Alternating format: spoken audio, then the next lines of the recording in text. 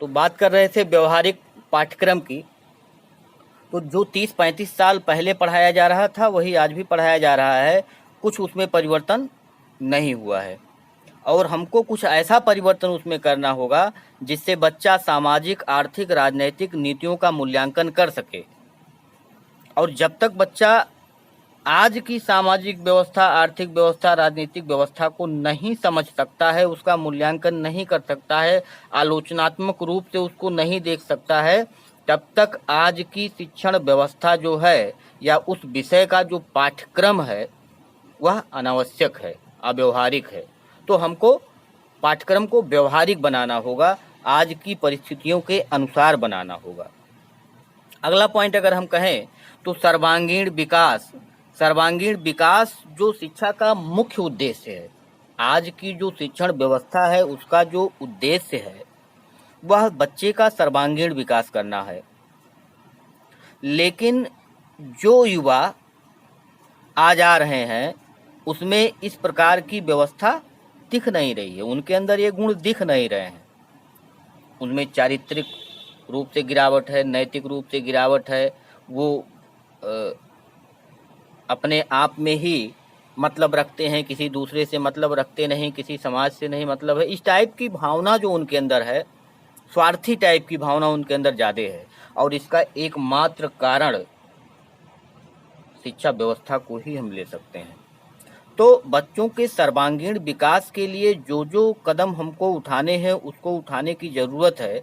और उन युवाओं को जिम्मेदार नागरिक, राष्ट्र प्रेम की भावना, आलोचनात्मक रूप से सोचने समझने की क्षमता, उनके अंदर निर्णय क्षमता को प्रोत्साहित करने की जो शिक्षा हो, जो शिक्षण विधि हो, उसको अपनाने की ज़रूरत है। और उनको किस प्रकार से समस्याओं से लड़ना है और उन समस्याओं के आने पर उसके साथ समायोजन किस प्रकार करना है, इसकी शिक्षा देना अति आवश्यक है। और इसकी ज़रूरत आज महसूस की जा रही है। और अगर ऐसी शिक्षा व्यवस्था हम नहीं कर पाए तो निश्चित रूप से हम जो चाहते हैं वो हमको मिलना असंभव है। फिर अगर आगे हम बात करें तो जीविकोपार्जन के लिए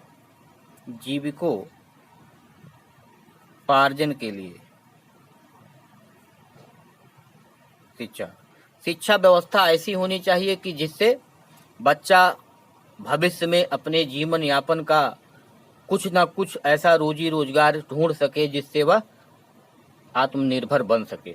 और अगर वह अपने रोजगार को ढूंढने में असमर्थ है, रोजगार पाने में असमर्थ है, तो आज की जो सामाजिक परिस्थितियां हैं, जो देश की व्यवस्था है, उस व्यवस्था में उसके लिए रहना असंभव हो जाएगा। तो अगर उसको सरकारी रोजगार नहीं मिलता है, सरकारी जॉब नहीं मिलता है, तो कहीं वह अपने आप ही कुछ अपना स्वरोजगार करके अपना जीवन यापन कर सके। कुछ इस प्रकार की शिक्षा की व्यवस्था हमको आज करनी है।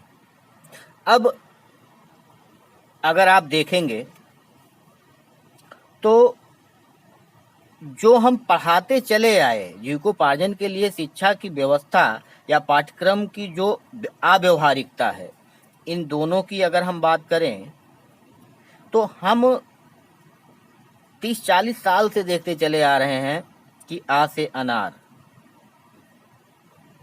का से कबूतर, जा से जहाज, यही पढ़ाया जा रहा है। अगर आ से अनार होता है तो आ से अधिकार भी होता है, का से कबूतर होता है तो का से कर्तव्य भी होता है, जा से जहाज होता है तो जा से जिज्ञासा भी होता है। तो हमको क्या यही बताना अभी तक ये आज के परिवेश में क्या सही है? शैशवावस्था, बाल्यावस्था ऐसी अवस्था होती है कि उस समय बच्चे को जो समझाया जाए, जो पढ़ाया जाए, जो उसको बताया जाए, वह उसके जीवन तक नहीं भूलता है। और उस समय अगर हम उसको बताएं कि हमारे अधिकार क्या हैं, अधिकार शब्द के बारे में अगर वह सुन रहा है बार बार कि अधिकार क्या है, अधिकार क्या है, अधिकार क्या है, तो निश्चित रूप से वो थोड़ा बड़ा होगा तो अधिकार के बारे में जरूर खोजेगा क्या है। कर्तव्य कर्तव्य कर्तव्य अगर पढ़ रहा है शैशवावस्था बाल्यावस्था में, तो निश्चित रूप से जब वह बड़ा होगा तो उसके अंदर ऐसी जिज्ञासा जरूर आएगी कि इसके बारे में जाना जाए क्या है, और उसको उसका कर्तव्य अधिकार बोध और कर्तव्य बोध भी उसको होगा। तो हमको कहीं ना कहीं सोचने की जरूरत है कि हमको कुछ परिवर्तन करना है कि नहीं करना है, और ये हमारे सामने चुनौती है कि हम उसको किस हिसाब से परिवर्तित करें कि वह आज के परिदृश्य में हमको अच्छी से अच्छी व्यवस्था दे करके और देश और समाज को आगे बढ़ाने में काम करें। आगे अगर हम बात करें तो जो मैकाले ने शिक्षा व्यवस्था बनाई थी, उसी शिक्षा व्यवस्था के हम गुलाम हो गए हैं। कोई परिवर्तन नहीं। अंग्रेजी बहुत अच्छी है, हिंदी उतनी अच्छी नहीं है। अंतर्राष्ट्रीय भाषा अंग्रेजी है, हिंदी में कुछ नहीं है। ये तो सब अंग्रेजों की भाषा थी। क्या वास्तव में हमारा जो हिंदी है वह इतना कमजोर है? ऐसा नहीं है। अगर आप देखेंगे तो हिंदी और संस्कृत आज विदेशों में भी पढ़ाया जा रहा है, बहुत ही उपयोगी है। लेकिन जो हमारे पास है वो हम अच्छा नहीं मानते हैं, जो दूसरे के पास है उसी को हम अच्छा मानते हैं। और आज हिंदी दिवस केवल एक औपचारिकता मात्र रह गया है। इंग्लिश मीडियम विद्यालय के आगे हिंदी मीडियम विद्यालय नहीं चल रहे हैं। उसकी स्थिति ये हो जा रही है कि कक्षा 8 तक बच्चा पढ़ते पढ़ते पढ़ते पढ़ते लास्ट में 9 में ले जा करके अभिभावक उसका नाम हिंदी मीडियम में लिखा दे रहे हैं, और 8 तक अंग्रेजी पढ़ते पढ़ते जब वो हिंदी मीडियम में का एक जाता है तो उसको कुछ समझ में आता नहीं है कि हम कहाँ पहुँच गए, और वहीं वो निराश हो जाता है, उसको समझ में नहीं आता है और शिक्षा से दूर होता चला जाता है। ये शिक्षण व्यवस्था है और ये मैकाले ने दिया है। बहुत ही सुदृढ़ सक्षम विषय है हिंदी और संस्कृत। हमको इसको आगे ला करके और इसको देखना होगा, करना होगा, इस पे काम करना होगा। इसको आगे बढ़ाने के लिए हमको जिम्मेदारी लेनी होगी, तब हम कुछ ऐसा कर सकते हैं। और लास्ट में हम कह सकते हैं, लास्ट पॉइंट 25वां पॉइंट हम आपको बता रहे हैं कि जो सत्ताधारी दल हैं वो भी शिक्षा के लिए चुनौती बनते हैं।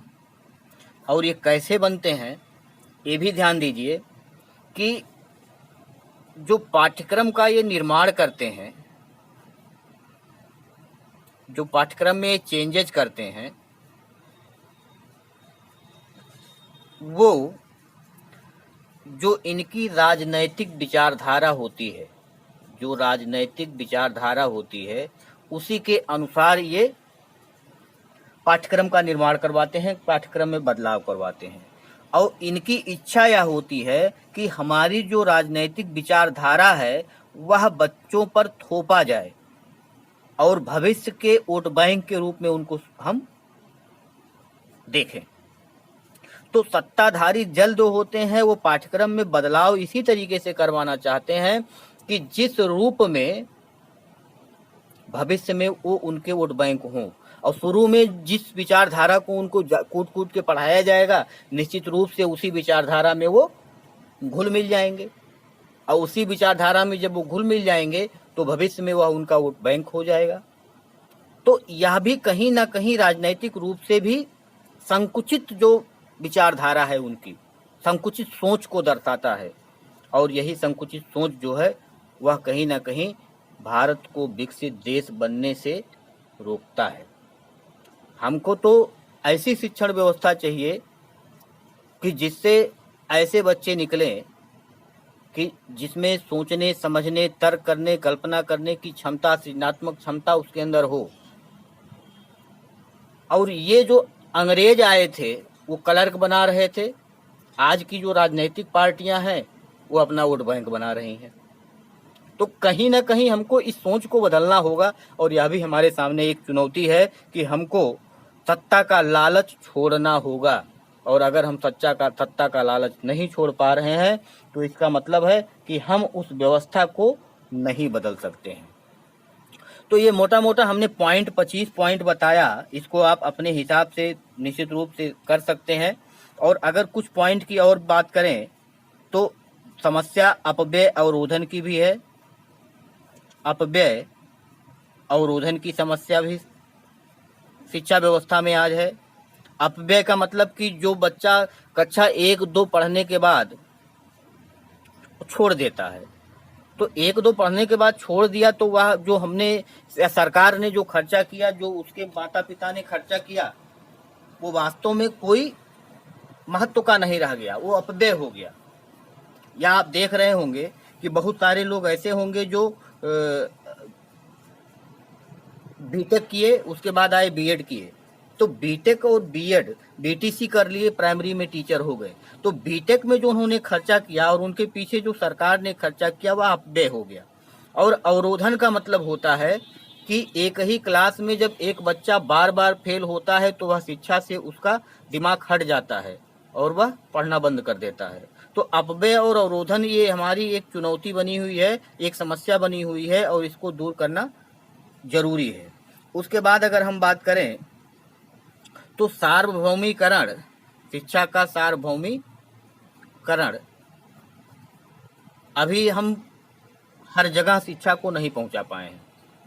बहुत जगह ऐसा आपको मिलेगा कि अगर शिक्षा के अधिकार अधिनियम को देखें तो प्रत्येक 1 किलोमीटर के अंदर एक प्राथमिक विद्यालय होना चाहिए और 3 किलोमीटर के अंदर में एक जूनियर हाई स्कूल होना चाहिए। लेकिन बहुत सारी जगहों पे जो अभी पर्वतीय क्षेत्र हैं या जो दूरगामी क्षेत्र इस तरीके के हैं, वहाँ पे अभी जो शिक्षा की व्यवस्था है वो नहीं पहुंची है। बहुत सारे ऐसे गांव हैं जहाँ पर अभी शिक्षा की व्यवस्था, कोई विद्यालय नहीं है। तो शिक्षा का सार्वभौमिकरण करना भी एक हमारे सामने अभी समस्या बनी हुई है, भले ही शिक्षा को हमने अधिकार में शामिल कर लिया हो। फिर उसके बाद अगर हम देखें तो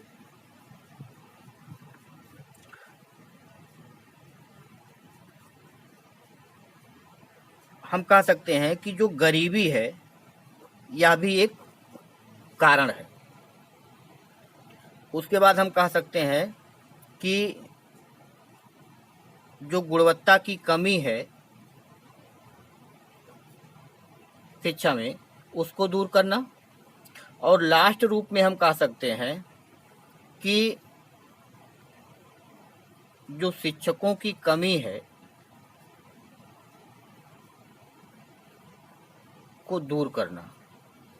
तो ये 30 पॉइंट हमने आपको समझाया, इसी 30 पॉइंट के आधार पे आप लिखेंगे। ये तो इतनी चुनौतियां हैं और इन्हीं चुनौतियों को कैसे दूर किया जाएगा इसका उपाय आपको लिखना है। तो उपाय में जैसे शिक्षकों की कमी है तो उसको दूर कैसे किया जाए इसको आपको लिखना है। गुणवत्ता की कमी है तो उसको दूर कैसे किया जाए इसको आपको लिखना है। गरीबी है तो गरीब छात्रों तक हम शिक्षा कैसे पहुंचा सकते हैं इसको हमको लिखना है। सार्वभौमिकरण की समस्या है कि हर जगह शिक्षा नहीं पहुंच पा रहा है, ये समस्या चुनौती है हमारे सामने, तो इसको कैसे दूर किया जाए ये आपको लिखना है। अपव्यय अवरोधन है तो इसको कैसे दूर किया जाए इसको लिखना है। तो ये जितने पॉइंट हमने बताए ये हमारे सामने चुनौती है और उसको समाधान कैसे किया जाएगा ये अगले उसमें आएगा। तो आपको चुनौती भी लिखना है और उसका समाधान निराकरण के उपाय भी लिखने हैं। तो हमने मोटा मोटा आपको 30 पॉइंट बताया और बहुत सारे पॉइंट हैं, आप सोचेंगे तो हजारों पॉइंट निकल के आएंगे। तो आपको एक प्रोजेक्ट फाइल बनाना है। प्रोजेक्ट फाइल में आपको आगे बता दिया गया कि सबसे ऊपर आपको प्रोजेक्ट फाइल, कॉलेज का नाम लिखना है, सेशन लिखना है, प्रोजेक्ट का टॉपिक लिखना है, डीएलएड कौन सा सेमेस्टर है और कौन सबमिट कर रहा है इसको लिखना है। और फिर उसके बाद प्रस्तावना लिखना है और प्रस्तावना लिखने के बाद आप क्या क्या चुनौतियां हैं उसको एक तरफ से आप दिखाते हुए और चले जाएंगे। तो ये चीज़ें आपको लिखनी है और उसके बाद निराकरण के उपाय जो हैं उसको भी आपको लिखना है। और एक चीज़ और आप थोड़ा सा यहाँ समझ लीजिए कि जो ये चुनौतियां हैं और जो निराकरण है इसके, तो इससे संबंधित अगर फोटोग्राफ्स पेपर में, किसी पत्रिका में कहीं मिल रहा है कि शिक्षिका पढ़ा रही है और सब बैठे हुए हैं बच्चे, बहुत सारे बच्चे हैं, मतलब कि 4-4, 5-5 क्लास के बच्चे हों और एक शिक्षिका पढ़ा रही हो, इस टाइप का सीन अगर इस टाइप का फोटोग्राफ आपको मिलता है तो एक तरफ जो सादा वाला होगा उसमें आप लगा सकते हैं, या इससे संबंधित गरीब बच्चों को कहीं आप जो बाल श्रमिक होते हैं उनको आप कहीं फोटोग्राफ्स मिल गया तो आप उसको उसमें लगा सकते हैं।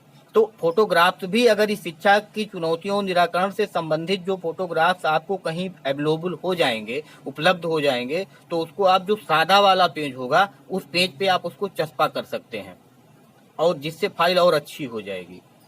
और जो पहला पेज होगा उसको आप उस रूप में, जिस रूप में आपको बताया गया उस रूप में आप करिएगा। अगर कोई समस्या होगी इसके बाद भी तो आप कमेंट करिएगा। और हम फिर बता रहे हैं कि जो इसके बाद और दो है, तो एक पहली फाइल थी, दूसरी फाइल की अगर बात करें तो मानवीय एवं नैतिक मूल्यों पर आधारित कहानियों, कविताओं, प्रेरक प्रसंगों का लेखन एवं संकलन। तो नैतिक मूल्य और मानवीय मूल्य पर आधारित कुछ कहानी जो होंगे, जैसे आप पंचतंत्र की कहानियां, जो छोटी छोटी कहानियां होंगी उसको आप इकट्ठा कर सकते हैं और इकट्ठा करके एक फाइल बना सकते हैं। इकट्ठा करके फाइल बनाने का, जैसे एक जो प्यासा कौवा वाला था, कंकड़ बीन बीन के लेकर आया, उसमें डाला, वो कहीं कहानी मिल गया। आप कछुआ और खरगोश की कहानी कहीं मिल गया तो उसको आप कर सकते हैं। एक जो जाल में सभी कबूतर जाल लेकर उड़ गए थे, उस टाइप का जो एकता में बल वाला जो कहानी है वो मिल जाए कहीं। तो मतलब जो नैतिक रूप से जो मानवीय मूल्यों पर आधारित जो कहानियां हैं वो आप जो संकलित कर सकते हैं, इकट्ठा कर सकते हैं। कहीं अगर मिल जाए तो उसको आप निकाल करके और उसको पेज पर चस्पा कर सकते हैं या उसी फाइल में आप लगा सकते हैं। उसकी पेज को निकाल करके आप या कटिंग करके आप कहीं एक फाइल में उसको इकट्ठा करिए, संकलन करिए। और कविता और कहानियों का लेखन भी आप कम से कम एक कहानी और एक कविता अपने तरफ से बना करके मानवीय और नैतिक मूल्यों पर उसमें रखिए, और बाकी का आप कम से कम 5-6 कहानी का इस तरीके से संकलन करके और एक फाइल इसकी बनाइए। और उसके बाद जो तीसरी फाइल है तीसरी फाइल नहीं है, वो पेंटिंग है। सामाजिक दूरी जो इस समय चल रहा है, कोरोना पे ही जो सोशल डिस्टेंसिंग है उससे संबंधित आपको पेंटिंग करना है या पोस्टर बनाना है। लैंगिक असमानता, बचपन छीनता, बाल श्रम या संचार माध्यमों का शिक्षा पर प्रभाव। तो इससे अगर आपको हिंट नहीं मिल रहा है तो आप इस पे जो पेंटिंग या पोस्टर है आप गूगल पे जा करके आप इमेज के रूप में सामाजिक दूरी, सोशल डिस्टेंसिंग का इमेज, तो आपको वहां आ जाएगा। उस टाइप को देख करके आप पेंटिंग या पोस्टर बना सकते हैं जो चार्ट पे बनेगा। तो इस तरीके से आपका ये तीनों है जो वर्तमान भारतीय समाज एवं प्रारंभिक शिक्षा में है। अब अगर इससे में कुछ आपको नहीं समझ में आया होगा तो आप कमेंट बॉक्स में कमेंट करिएगा। और बाकी जो हिंदी का है और बाकी जो चतुर्थ सेमेस्टर वालों का है उनके लिए व्यवस्था अब कल होगी। कल हम उनको बताएंगे कैसे कैसे क्या क्या करना है।